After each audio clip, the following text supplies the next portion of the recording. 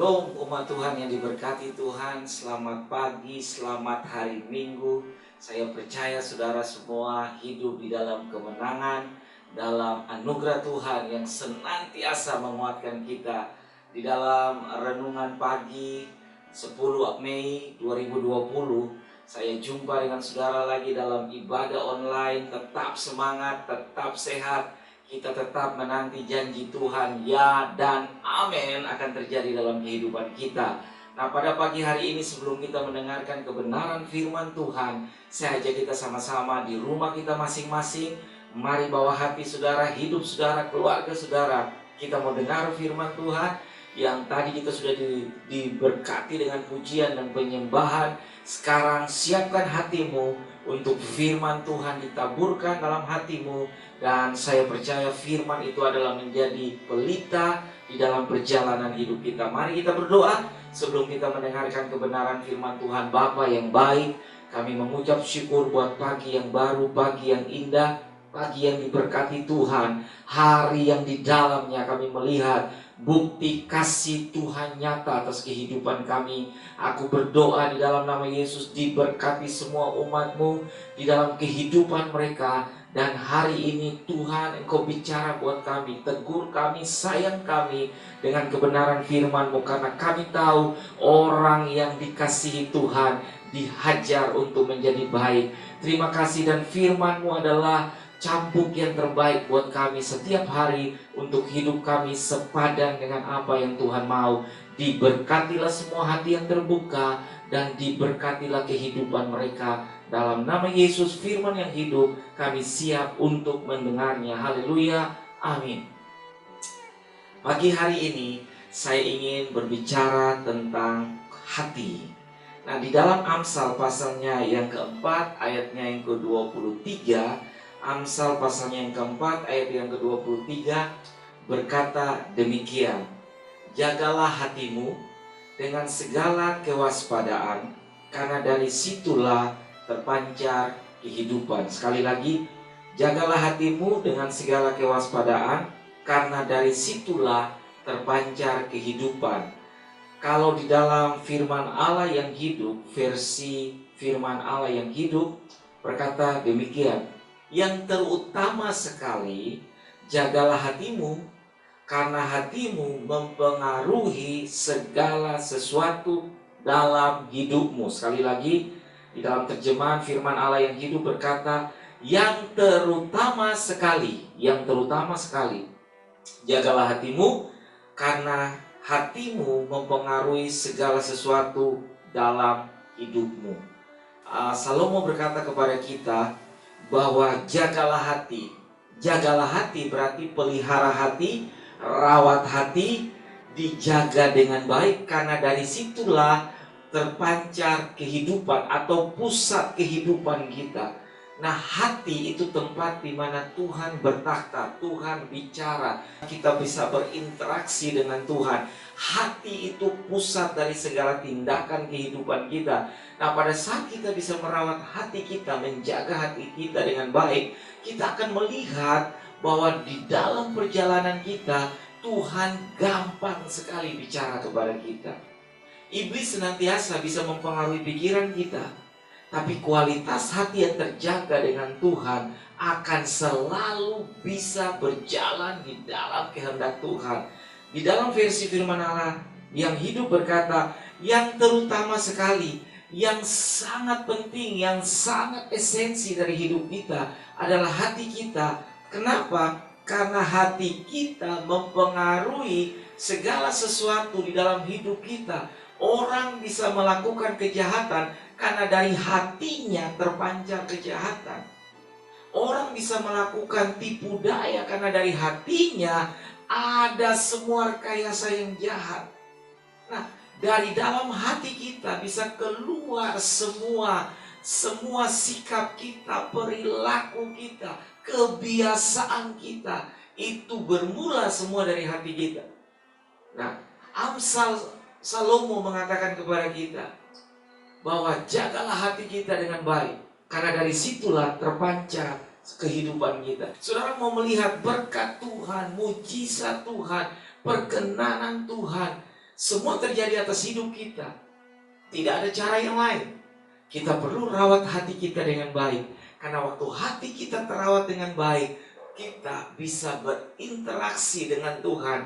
Tuhan gampang sekali berbicara kepada kita. Kita gampang sekali bisa mendengar perkataan-perkataan Tuhan atau suara Tuhan bisa kita dengar ketika hati kita jaga dengan baik. Bapak Ibu Saudara yang diberkati Tuhan, keadaan dunia saat ini bisa membuat semua hati orang menjadi gusar, takut, gelisah, tidak tenang, galau. Tapi saya mau kasih tahu, hati yang terpelihara dengan baik, hati itu gampang sekali diisi dengan kebenaran-kebenaran firman Tuhan. Dan ketika hati yang terjaga dengan baik, firman Tuhan gampang sekali bisa tertanam di dalam hati kita. Dan benih yang baik yang tertanam dalam hati kita, benih yang baik itu akan menuntun kita untuk melihat betapa dahsyatnya Allah bekerja. Jangan izinkan hatimu dikotori oleh apapun juga. Jangan diizinkan hatimu untuk diisi dengan kebencian, dengan kekotoran, dengan kefasikan, dengan hal-hal yang buat saudara tidak tenang. Biarkan hati kita terisi dengan firman Tuhan. Dan ketika firman Tuhan itu mengisi hati kita, maka di sana terbit damai, di sana terbit kasih, di sana terbit keteraturan. Karena firman Tuhan pasti teratur. Firman Tuhan pasti membawa kita, mengarahkan kita kepada hal-hal yang baik. Nah, Bapak Ibu Saudara, saya ingat ada satu firman Tuhan di dalam kitab Yesaya, pasalnya yang ke-26 ayat yang ketiga. Firman Tuhan di dalam kitab Yesaya pasal yang ke-26 ayat yang ketiga mengatakan begini. Yang hatinya teguh kau jagai dengan damai sejahtera, sebab kepadamulah ia percaya. Yang hatinya teguh kau jagai dengan damai sejahtera, sebab kepadamulah hatinya percaya. Nah, Bapak Ibu Saudara yang diberkati Tuhan, hati kita teguh itu dari mana? Tidak ada cara yang lain. Orang yang hatinya teguh, pendiriannya teguh, dia kokoh, dia kuat berdiri di tengah-tengah kesukaran dan kesulitan. Tidak ada cara lain. Orang yang hatinya teguh adalah orang yang mengizinkan Tuhan bertakhta dalam hatinya. Firman Tuhan bertakhta dalam hatinya. Firman Tuhan mengambil tempat di dalam hatinya. Firman Tuhan mendominasi hatinya. Sehingga apapun yang terjadi, baik kesukaran diizinkan dalam ujian, sakit, apapun itu, kekurangan, malapetaka yang berat sekalipun, kita tetap teguh.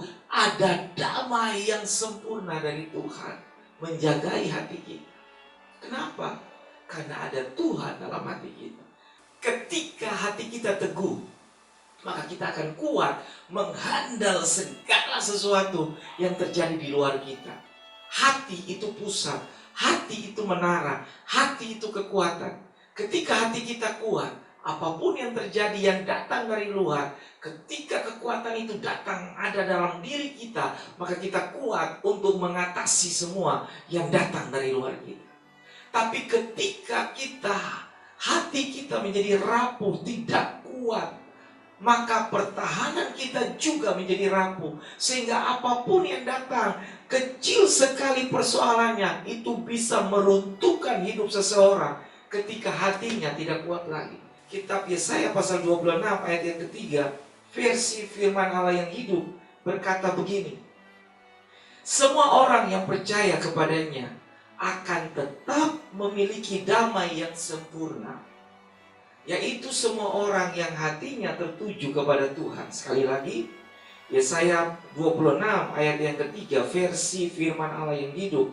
Semua orang yang percaya kepadanya tetap memiliki damai yang sempurna, yaitu semua orang yang hatinya tertuju kepada Tuhan. Semua orang yang percaya kepadanya tetap konstan memiliki damai yang sempurna. Damai yang sempurna kita tidak bisa dapat di luar. Damai itu menandakan kekuatan anak-anak Tuhan.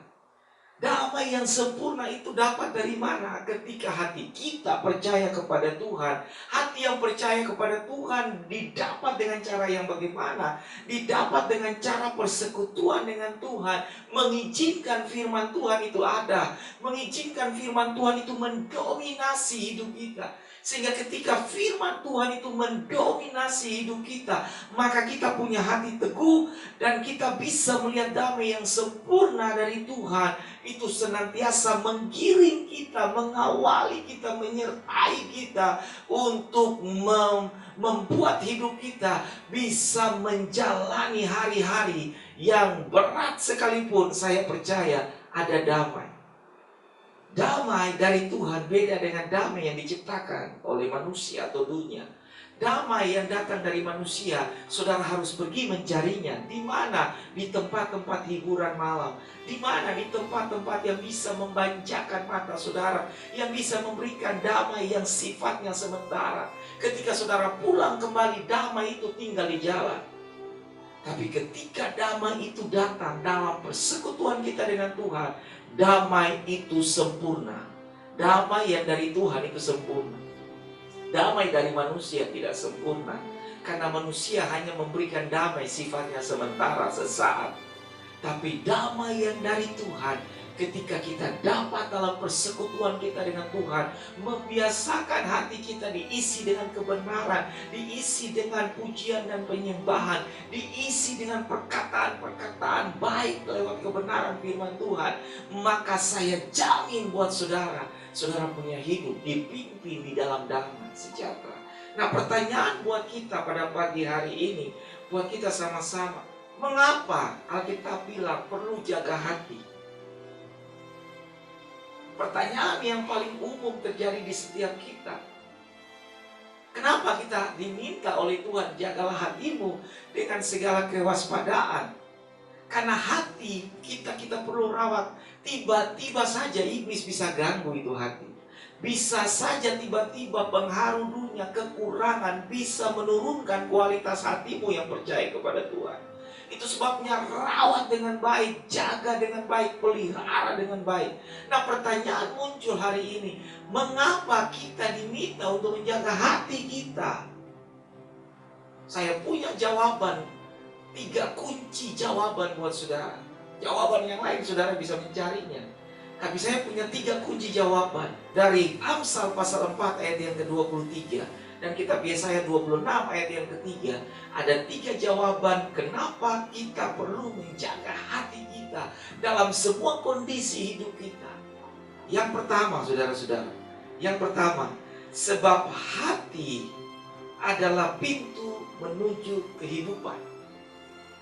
Hati adalah pintu menuju kehidupan. Saudara mau melihat hari-hari saudara baik, saudara mau melihat kehidupan keluarga saudara baik, saudara mau melihat kehidupan anak-anakmu baik, saudara mau melihat kehidupan masa depanmu baik, jaga hatimu dari sekarang. Karena hati adalah investasi kehidupan dan pintu untuk masa depan bagi kehidupan. Ketika kita tidak menjaga hati kita dengan baik untuk hari-hari ini, kita tidak akan pernah bisa melihat hari-hari kita di depan akan menjadi baik. Karena hati yang baik hari ini yang dijaga, dipupuk, dipelihara, dirawat dengan baik adalah investasi kehidupan bagi pintu masa depan untuk hari-hari di depan kita. Tidak gampang, tidak mudah untuk hari-hari ini. Karena kegelisahan, ketakutan itu bisa merampas semua kualitas hati yang baik. Tapi saya mau ajak saudara hari-hari ini, hei, mari sadar bahwa ada Tuhan dengan saudara, ada Tuhan di pihak kita, ada Tuhan yang menjadi landasan kita berpijak. Itu sebabnya saya ajak saudara hari-hari ini, mari Amsal pasal 4 ayat yang ke-23, jaga hatimu. Saudara tidak bisa minta Tuhan jaga hati saudara. Hati kita yang pasti kita sendiri yang harus menjaganya. Yang pertama, hati adalah pusat menuju kehidupan, atau hati adalah pintu menuju kehidupan. Yang kedua, saudara-saudara, Mengapa kita perlu merawat dan menjaga hati kita setiap hari? Yang kedua, karena hati adalah pusat atau tempat di mana semua benih itu ditabur. Terjadi persemaian setiap benih di hati saudara.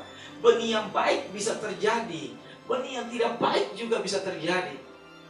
Para petani kalau dia menyemaikan benih, pasti waktu benih itu tumbuh, ada benih yang lain juga bisa tumbuh. Ada lalang, ada gandum, ada padi, ada gulma. Nah, pusat daripada hati itu, tempat terjadi, yang bisa menyemaikan benih itu siapa? Tuhan lewat kebenaran, dan dunia lewat kekhawatiran, kegelisahan, ketakutan, dosa, apapun itu benih jahat. Ada benih baik, ada benih jahat. Benih yang baik sudah tentu datangnya dari Tuhan. Benih yang tidak baik itu pasti datang dari dunia atau datang dari si jahat iblis. Nah, hati itu pusat tempat terjadinya semua persemaian benih. Nah, izinkan hatimu ditaburi hanya dengan benih kehidupan dari firman Tuhan. Karena benih kehidupan akan memunculkan pohon kehidupan. Dan pohon kehidupan akan membawa saudara untuk melihat hari-hari yang baik terjadi. Ketika pohon yang tidak baik itu terjadi dalam hidup saudara, maka pohon yang tidak baik akan mendrive hidup saudara dan saya kepada hal-hal yang tidak baik. Dan ujungnya itu pasti malapetaka. Tapi pohon kehidupan yang baik, yang itu firman Tuhan, yang kebenaran firman Tuhan, itu pasti akan membawa kita untuk melihat hari-hari kita yang baik pasti terjadi di dalam kehidupan kita. Yang ketiga, Bapak Ibu Saudara sekalian, kenapa kita perlu menjaga hati kita, merawat hati kita? Yang ketiga, yang terakhir, hati menentukan kualitas apa yang kita persembahkan kepada Tuhan. Hati menentukan kualitas apa yang kita persembahkan kepada Tuhan. Saudara mau persembahkan apa buat Tuhan? Jangan pakai emosimu, tapi pakai hati. Orang bisa melakukan kebaikan karena emosinya disentuh oleh kasihan. Tapi kualitas hati menuntun kepada belas kasihan. Saudara, waktu Yesus dalam pelayanan 3,5 tahun, ketika dia berada di bumi, Alkitab mengatakan, masgulah hati Yesus, tergeraklah hati Yesus, bukan kasihan, belas kasihan. Nah, hati yang dipenuhi dengan kebenaran firman Tuhan akan menentukan kualitas persembahan kayak apa yang kita bisa berikan kepada Tuhan. Ketika hati yang dipenuhi dengan kebenaran firman Tuhan, itu pasti mempengaruhi kualitas persembahan. Persembahan pujian, persembahan kata-kata syukur, persembahan ucapan terima kasih. Karena saudara dan saya luput dari sakit penyakit, sembuh dari penyakit, luput dari maut, luput dari malapetaka, diberkati, dijaga, dilindungi, disertai. Berarti kualitas hati yang penuh dengan firman dan kebenaran akan memunculkan kualitas persembahan yang terbaik kepada Tuhan. Ingat baik, Pak. Kenapa kita perlu menjaga hati? Saya ulangi. Yang pertama, sebab hati adalah pintu menuju kehidupan. Yang kedua, karena hati adalah tempat persemaian segala benih. Dan yang ketiga, hati menentukan kualitas apa yang kita persembahkan kepada Tuhan. Amsal 22 ayatnya yang keempat. Saudara bisa baca di rumah, renungkan firman Tuhan. Saya percaya kebenaran firman Tuhan dari kualitas hati. Jaga hatimu, karena hatimu menentukan arah hidupmu. Saya tutup dengan kebenaran-kebenaran ini. Tidak ada musuh yang lebih besar yang bisa menghancurkan kehidupan kerohanianmu ketika hatimu tetap terjaga dengan baik. Namun ketika hatimu dalam keadaan tidak terpelihara dengan baik, disitulah kekalahanmu. Tetap jaga hatimu, sebab hatimu akan menentukan arah hidupmu. Pemenang punya hati yang benar. Pemenang selalu punya hati yang benar. Mari kita berdoa. Saya percaya kebenaran firman Tuhan akan membawa kita kepada kehidupan. Mari kita berdoa. Bapa yang baik, kami berterima kasih karena pagi hari ini Tuhan menolong kami, mengajar kami untuk menjaga hati kami di tengah-tengah kondisi situasi kehidupan dunia yang tidak berpihak kepada kita. Tapi kita tahu hati yang benar akan menuntun kita kepada kehidupan. Ketika kita merawat, menjaga, memelihara hati kita dan mengisi hati kita dengan kebenaran-kebenaran firman Tuhan, dengan pujian dan penyembahan, dengan ucapan syukur, kami percaya bahwa kami dituntun untuk melihat kehidupan. Dan firman-Mu adalah kehidupan. Firman-Mu mengerjakan damai. Ketika hati yang diisi dengan kebenaran firman Tuhan, maka ada damai yang sempurna terjadi, maka ada sukacita di dalamnya. Kami percaya di dalam nama Yesus, kami adalah umat pemenang di dalam Tuhan. Bapa, aku berdoa kepada umat-Mu di rumah mereka masing-masing, dalam keadaan mereka bergelut, bekerja setiap hari. Aku berdoa anak-anak Tuhan yang sedang dirumahkan, Tuhan mantapkan hati mereka, jaga, pelihara langkah hidup mereka. Tuhan bantu mereka untuk mereka bisa memelihara hati mereka dengan baik, karena hati mereka menentukan arah hidup mereka. Dan aku berdoa, Bapa, Engkau pelihara dan rawat mereka di dalam kebaikan-kebaikan-Mu. Tuhan, mari Allah, aku berdoa, minta bimbingan-Mu, penyertaan-Mu senantiasa terjadi atas umat-Mu. Mari umat pemenang di dalam Tuhan, angkat kedua belah tangan-Mu dan arahkan hatimu kepada Tuhan.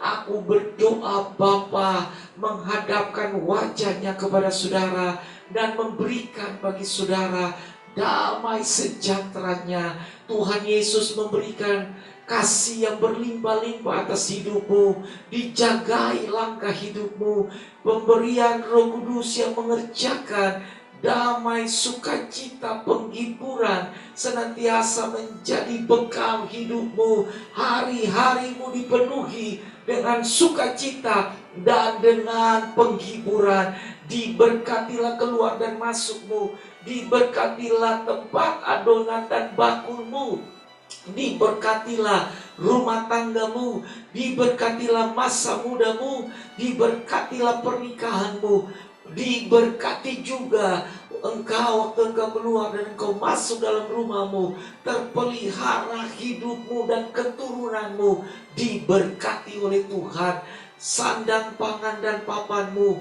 diberkati oleh Tuhan. Tempat areamu dan kemahmu dijaga oleh malaikat Tuhan. Aku berdoa, diluputkan umatmu dari semua malapetaka, penyakit sampai kepada maut. Aku berdoa di dalam nama Yesus, Allah memelihara umatmu di dalam semua kehidupan mereka. Terima kasih Tuhan, segala berkat yang baik kami terima di dalam nama Allah Bapa, Anak dan Roh Kudus, di dalam berkat nama Tuhan Yesus. Haleluya, haleluya, amin. Tuhan Yesus memberkati. Kita ketemu lagi di dalam firman Tuhan, di dalam renungan gembala minggu depan. Tuhan Yesus memberkati. Tetap sehat dan tetap jaga hidupmu dan hatimu dengan Tuhan. Shalom. Tuhan Yesus memberkati.